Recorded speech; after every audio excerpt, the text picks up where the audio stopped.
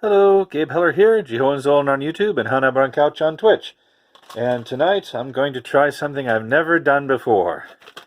So this hard drive here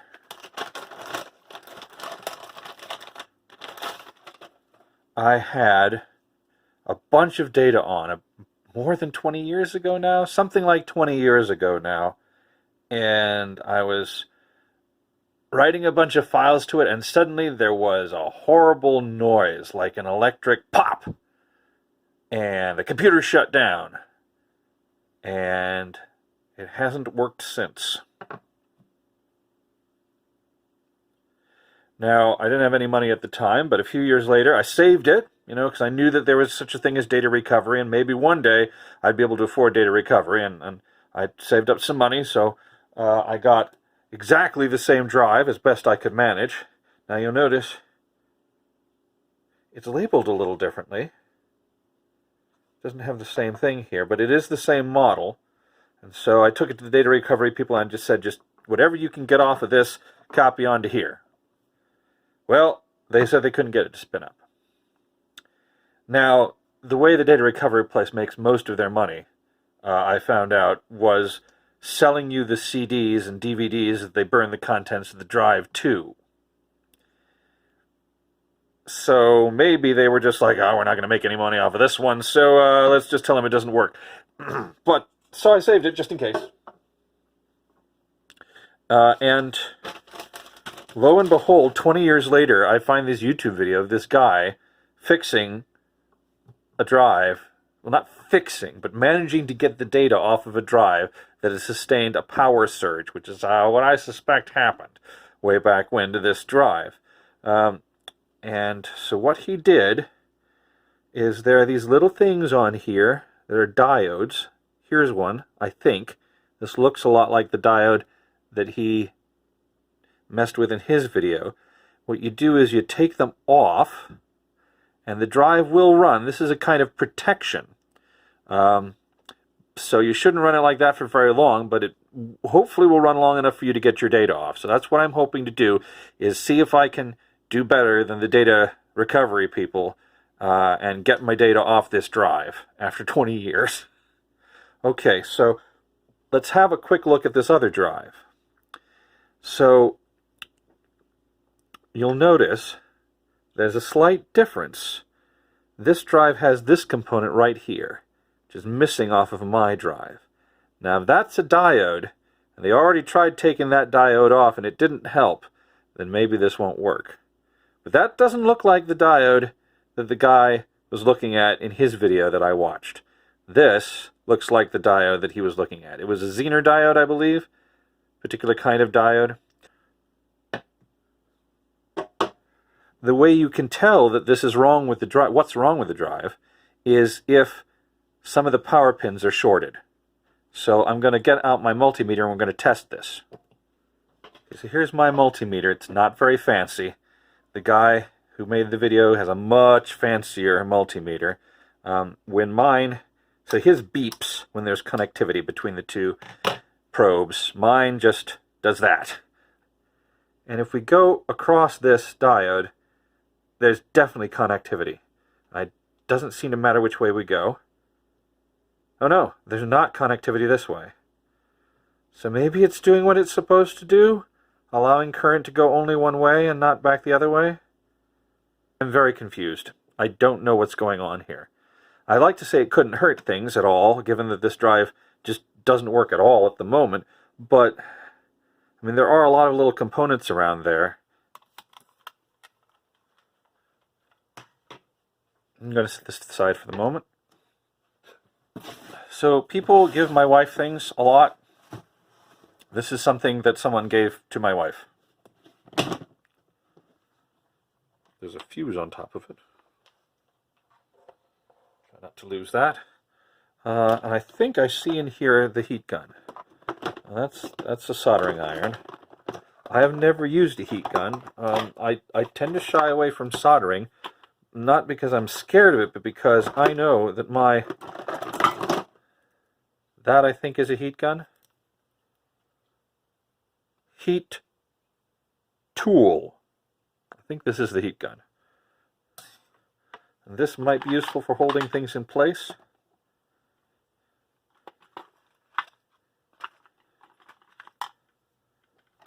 I tend to shy away from this kind of work because my hands are not very steady.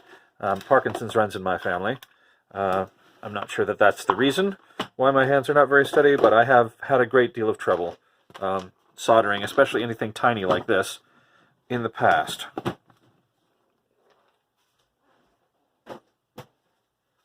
But it's just one tiny component right there.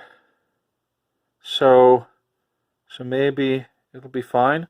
I think I'm going to need some tweezers too. I should look in here for tweezers. I was going to like borrow a pair of tweezers, or maybe find a pair of tweezers that are actually mine if I can. But maybe there'll be tweezers in here. I'm not sure that these are strong enough to hold up the hard drive. Should I take the board off beforehand? I don't know.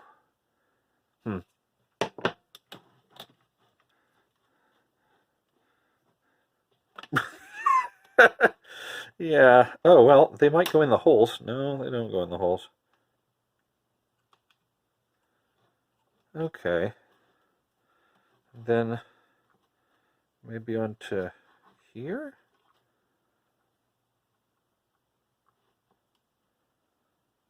Nope.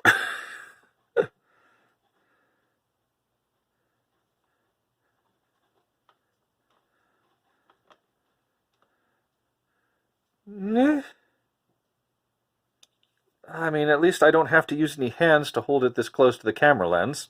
Nozzle may be hot. I think that means this is the right thing. It's got the right kind of end on it, but all the ones I've ever seen on people's YouTube videos where they do this kind of thing, this part sticks out, like, you know, this far. I think this is still the right thing.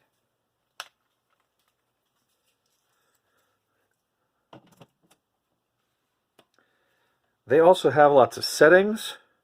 This one has 1, 1, and 2. It's 2-level. Okay. Okay, it's blowing. It's blowing warm air. Yep. They also always speed up this part in the YouTube videos, so I don't know how long this is going to actually take. Oh, I need the thingy, though. Well, let's let this heat up. Presumably it does heat up.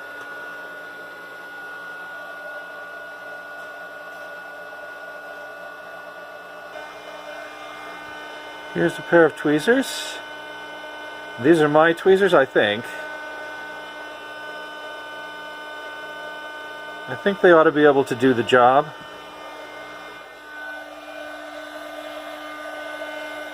Otherwise I'll end up borrowing Sarah's. Now, you're supposed to use flux at this point. If there's any flux in there, I don't know where it is. Also, they usually have microscopes. I don't want to point at the plastic. I don't really want to point at anything, but I also want you to be able to see this. I guess they usually use more photogenic heat guns on YouTube. Also, this is setting 1. I may need setting 2. Yeah, it's not really budging. Okay, we've switched it to 2. I really wish you could see this.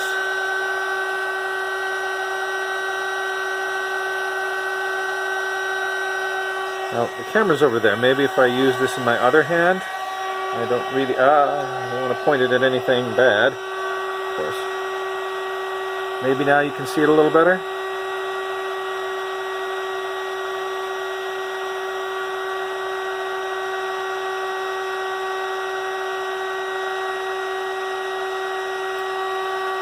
It's not moving yet.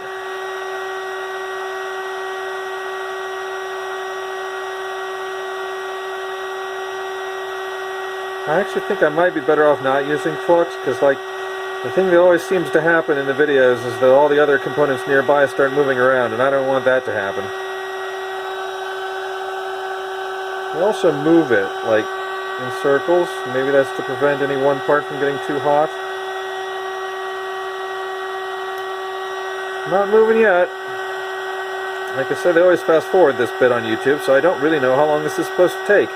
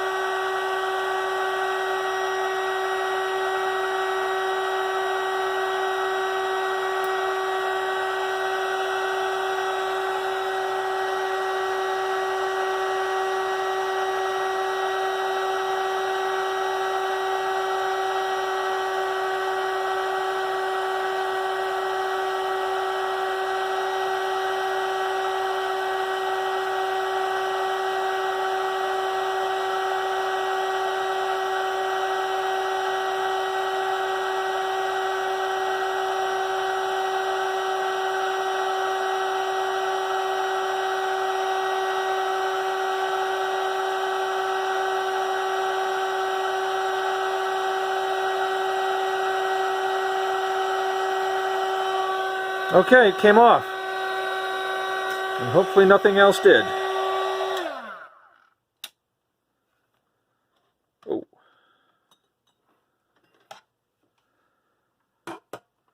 Now I need a tiny place to put this where I'll never lose it. Just in case I ever need a broken Zener diode. I have this tiny liquor bottle which I found in the yard. People buy tiny liquor bottles in my neighborhood. I think I'm also going to put those fuses that were loose on top of this thing here. Not sure what it's from, but it has a new home now.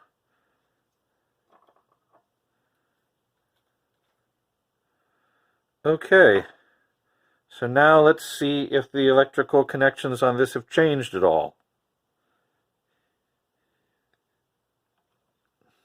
It's pretty warm. It definitely got warm. Can I even see where it used to be? There.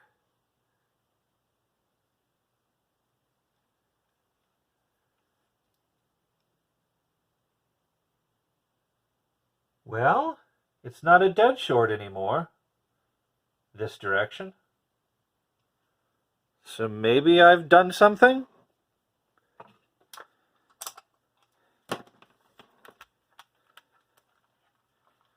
Time to go get a power supply. Okay. Put the heat device away. Here we have a power supply.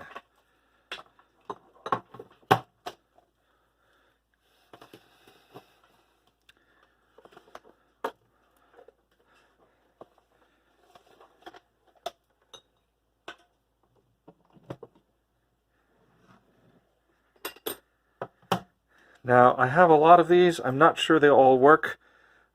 We should be able to short the green wire to one of the ground wires, and then this will turn on if it works.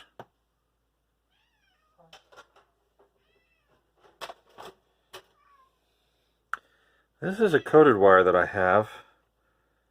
I think it's too big for these holes, though. Which means maybe we use a non-coated wire?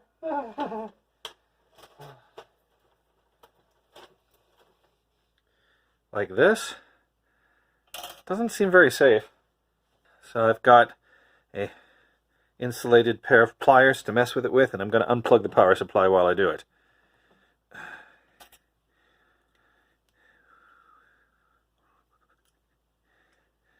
How long do we think it needs to be? Maybe like that.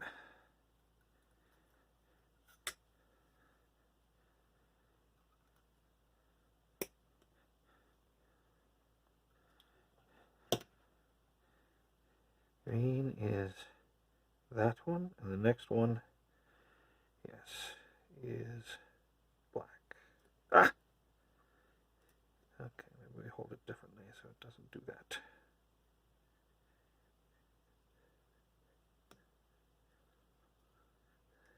Is it going in? This one is, the other one isn't quite. It's not quite straight. Let's straighten it out a bit.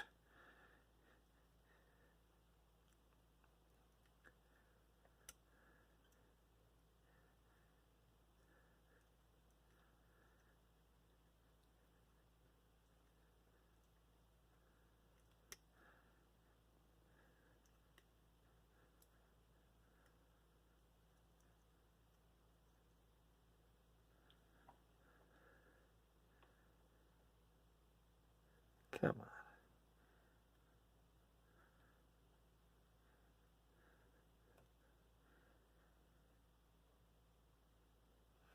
Still a little too close together. That's probably too far apart, darn it.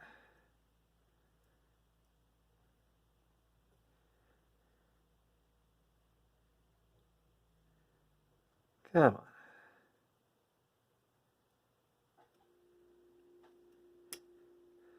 Oh, well, I guess I gotta do it by hand, darn it.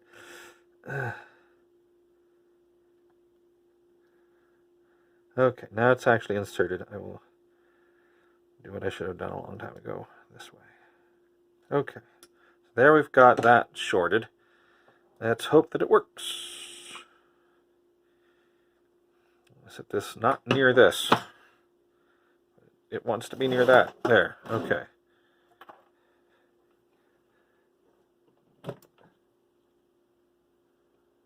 The fan turned on. The light turned on. I think we have a power supply. Okay. Now let's hook up the hard drive to it and turn it on again. Wow, it's got some beefy capacitors on it. It runs for quite a while after it's turned off. Watch this be the one that doesn't actually have an IDE power adapter. Is this SATA only?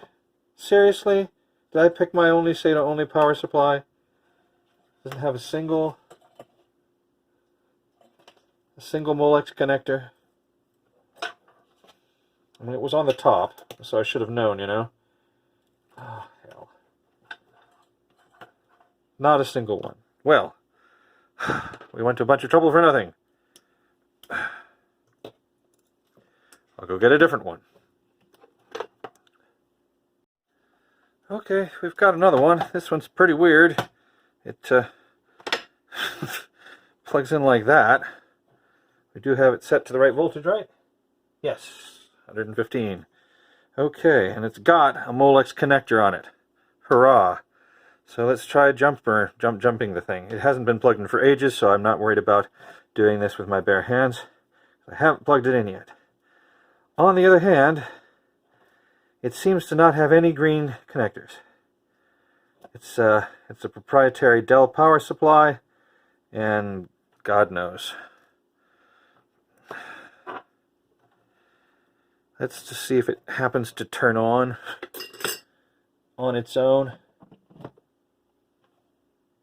Nope. And I don't know which pins to jump because there's no green wires. I need to get another one. Wow, in my head, all my power supplies are just featureless boxes, and then I go and look at them and they're all weird.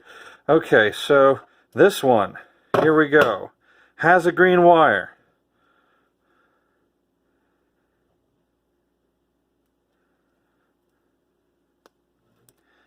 It is jumpered, so it should come on when we plug it in. Let's see if it does.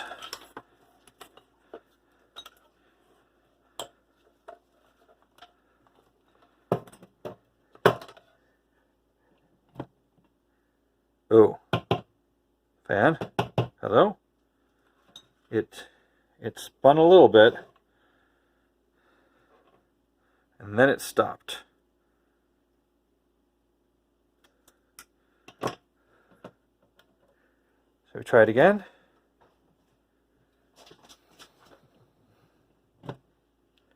Nothing. Well, I've got a tester. I can test and see if it's giving out voltage even if the fan doesn't work. DC volts. 10 volts. I'll try the 5 volts, which is the red wire, I believe. Nothing. Nothing at all. Okay, and the 12 volt side, also nothing. Well, we go up and try again. Well, this at least is a nice featureless gray box. I say nice, it does kind of look like it spent some time in a submarine once.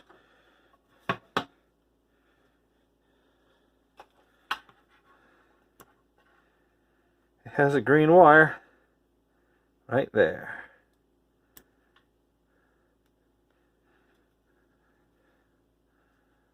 That looks right. Okay. Of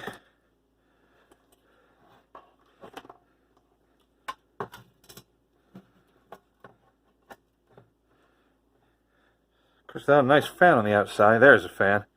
We won't know if it's turning on or not. Well, that's not good, but this one actually has a switch. Wow. It was a very dusty submarine, but I think we have a working power supply. So let's unplug it. Plug it into this hard drive and see what happens. Wow, we've got like SATA adapters on this one. Wow, okay.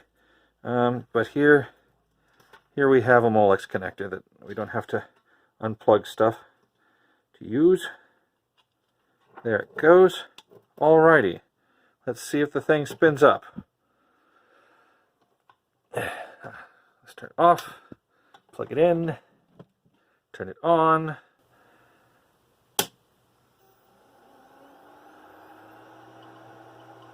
I think I'm hearing the sound of a hard drive spinning up.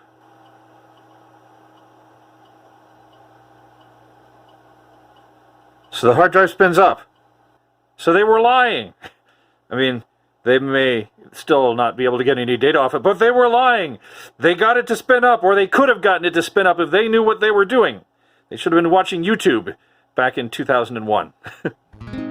Just to let you know, this video is over soon. So rub your eyes and scratch your thighs and sing in tune. It's time to find another kind of video, for this one is nearly done, you know.